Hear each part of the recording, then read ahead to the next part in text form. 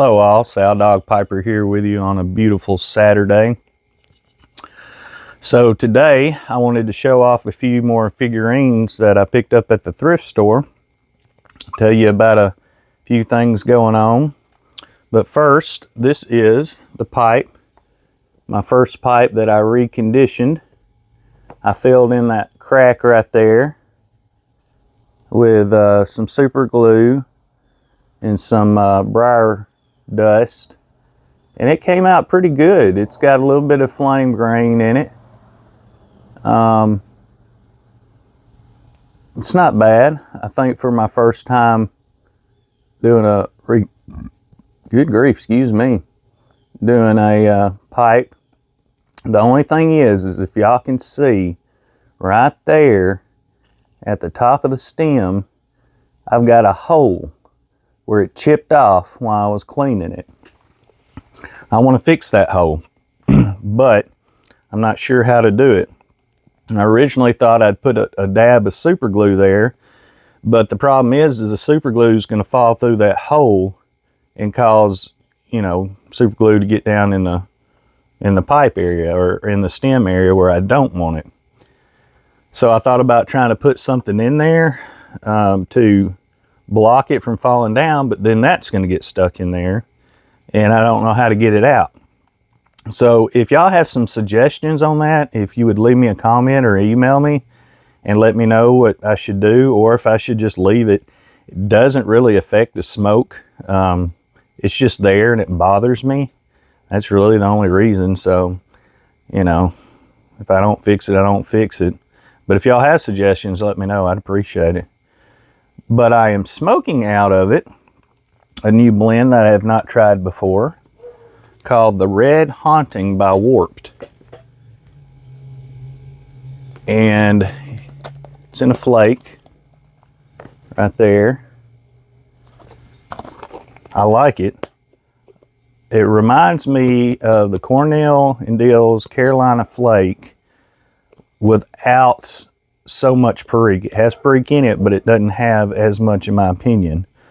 This is the vibrant, invigorating combination of red mahogany and bright Virginia leaf alongside aged orientals and finely fermented perique. Offers a full and commanding complexity, sure to rouse your inner adventure. The hunt is over, but the journey has just begun. So it's got a Virginia leaf, perique, and aged oriental.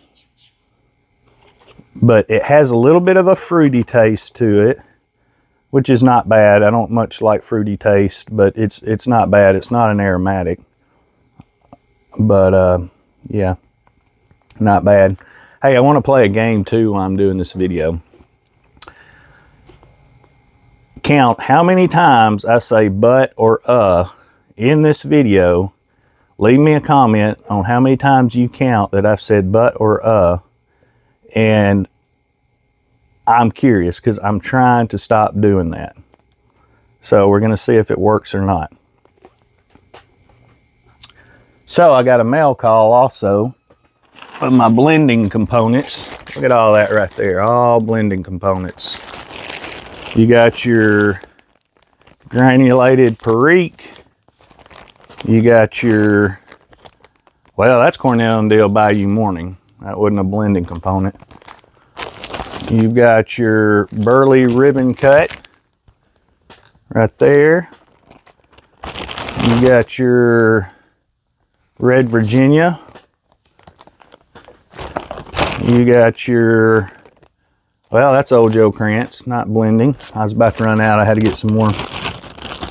What else we got? That's red Virginia, more perique, dark fired, more burley ribbon. Yeah, there's dark fired, and then I got some dark fired Kentucky, and it's not the granulated kind. It's the bigger chunks, and some Latakia and some Izmir. So plan on getting me some blending on. Starting to get a little low. I've got to where all I smoke usually is my own blends. I like them that much. because I use a lot of burley, a lot of perique, a lot of dark fired, and I really like it a lot. So besides that, I acquired a few more figurines from my thrift store. This is a big boy right here. That's old Santa Claus in his gold. His eyes are doing something a little funny in his mouth. I guess he's fixing to take a puff, I don't know. He's got his sack back there full of toys. He's obviously a sitter. But I don't know about the gold, it's kind of weird. But of course, he'll go along with the little collection I got going on. And then this guy right here, I was told was from, let's see, the gold guy is from 1995. He's got a stamp on him. And I was told this guy right here was from the 1960s. He ain't got nothing in his sack. He must be done for the night, having him a pipe. But I was told he was a collector's item. Holland mold. I don't know what that means. But, oh, there was a but. And the lady that works there actually donated it to the place that does the Christmas stuff. And she says it was from the 1960s. So, we'll see. I don't know. Oh, a new pipe I got. And I may have shown this already. I don't remember. I can't remember nothing anymore. So, Savinelli Alligator Brown 310 KS. Nice deep bowl. Love my alligators. Y'all know that. It was in pretty good shape. And this is to compare. It has a little bit longer stem. Well, hang on. We'll get this right in a second. If I can orient this on the camera right. So the stem is a little longer on it. See if I can do this. It's hard to do in the camera. It's weird. So a little longer stem. But it's a pretty good little smoker. I got this one off Etsy. And I like it pretty well. I still like my 311 KS's though. That's my favorite. Put those back up there. So today I have got to, oh, part of that mail call, sorry. I got some of these dark fired. I guess they're cheroots. And I also got the sweet tipped ones. So I had a sweet tipped one last night. I've learned that I don't like sweet tipped cigars or cheroots. They're not for me. Way too sweet. Did not like it at all. I've got the bigger version of these in the house, the regular cigars, and I absolutely love. They're all dark fired and they are phenomenal. So today, unfortunately, our kitchen faucet crapped out on me. The handle broke off.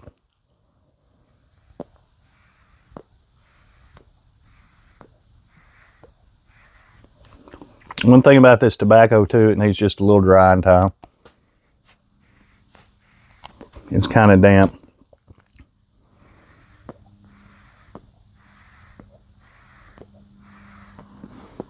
See if I can get it going good enough. So we've got to replace the faucet today, or I've got to replace the faucet today. Faucets, especially kitchen faucets, are stupid expensive. I cannot believe how much a kitchen faucet cost.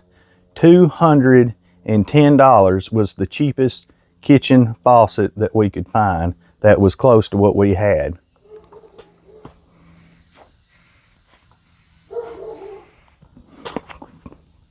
So, I hate plumbing. I hate putting in kitchen faucets. I don't mind plumbing sometimes when I can actually get to what I need to get to, but kitchen faucets, you've got to navigate around all the piping and the drain system and all that. reach way up in that cabinet where you can barely reach to try to get those nuts on and get the water lines hooked into it, crawling under that cabinet, you know, laying on your back with your back on the cabinet like it's going to break your back. I absolutely hate it, but it's got to be done. I ain't got no choice. So there was another sew.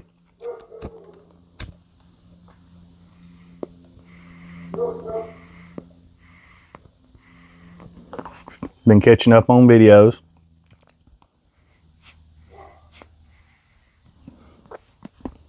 The week wasn't bad. Didn't have a lot going on this week, which is always nice. I'm going to camp over the Thanksgiving weekend. I think we're going to leave Thursday and camp Thursday, Friday, Saturday, and come back Sunday over on Lake Guntersville, which is not too far from me. It's about a 35-40 minute drive, so it's not far at all.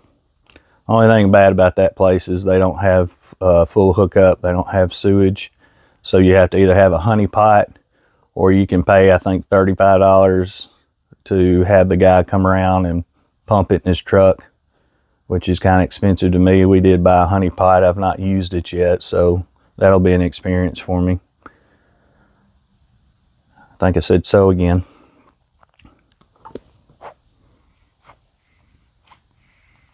Congratulations to all that have completed the Cobb Challenge. Y'all are better folks than I am. I couldn't do it. I love my briars too much. And on top of that, I've only got a single cob, so I'd be smoking it to death. I like cobs, but I haven't bought but the one. I bought the hardwood version of the Missouri Meerschaum poker. And I like the hardwood version. The stem is crap on both of them.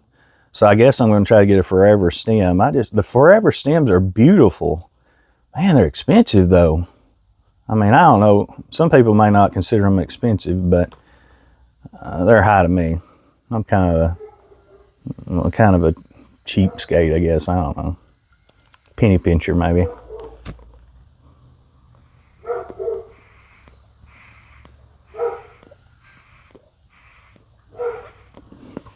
Definitely too wet. Too moist, I should say.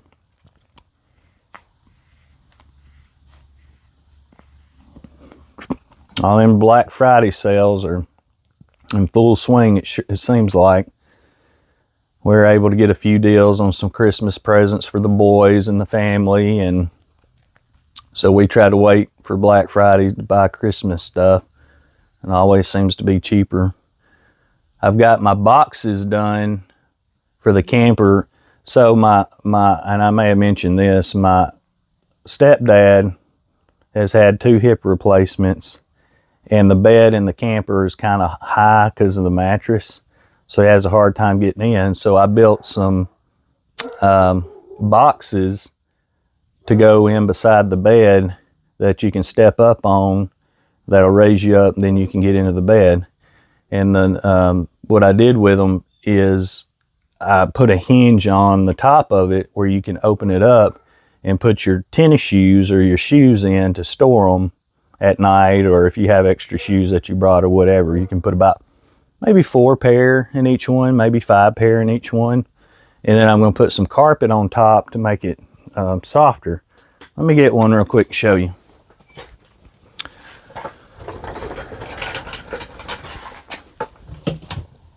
It's nothing, I mean, it's nothing fancy at all. It's a simple box. Back up, well, I can't back up. There it goes. Back up a little bit. But yeah, it's a simple box.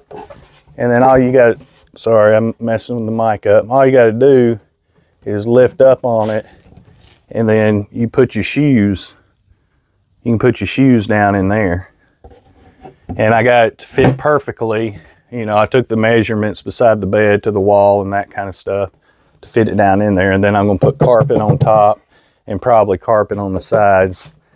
And then I didn't want to drill into the floor or put screws in the floor, so I'm gonna take some really strong Velcro, like 10-pound Velcro, put it on all 4 corners, and stick it to the floor. That way, if I ever have to take it out, or if we sell the camper and don't want to leave them in there, or whatever, I can just peel those Velcro off the floor, and it's no big deal. I don't have screw holes sitting, holes in the ground. So that's the way I'm going to keep it in place. That's my idea anyway. I don't know if that'll work or not. We'll see.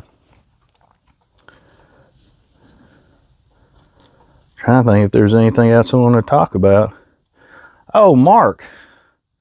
Piper 81. I ain't seen Mark in a while. If you're listening to me, Mark, check in with us and let us know how you're doing.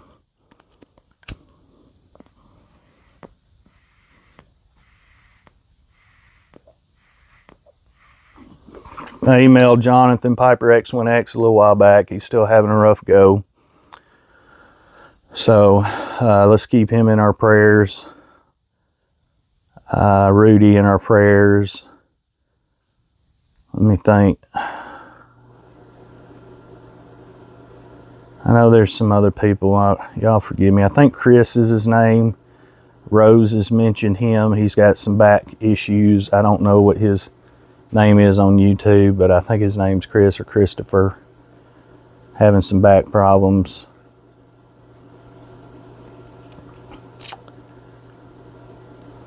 My son's friend's father had to have hip reconstruction, not a hip replacement, but a hip reconstruction surgery. He was in the military and was exposed to, or he was next to I think a roadside bomb or something, and it messed him up back during the war. And so he's had to have, and then he got blood clot. So they had to wait to do the surgery till they got the blood clot done. But he had the surgery the other day. He came through okay, but he's got a long road to recovery on it. My sister-in-law possibly hadn't been fully diagnosed, but possibly has lupus, which y'all know lupus is a pretty bad disease, or autoimmune disease, I think. So if you could give a prayer for her, I'd appreciate it as well. Hopefully it's not that, but all the signs and symptoms and blood work are kind of pointing towards that. So that's definitely concerning. Well, I ain't got much else to say. I'm rambling, y'all. I'm sorry. This is about a 17-minute video. I know that's a long video. I hope y'all have a good day. I hope you have a good weekend. Hope you have a good next week and a good Thanksgiving. Y'all be careful, be safe, and watch your six. I'll see you next time. Bye.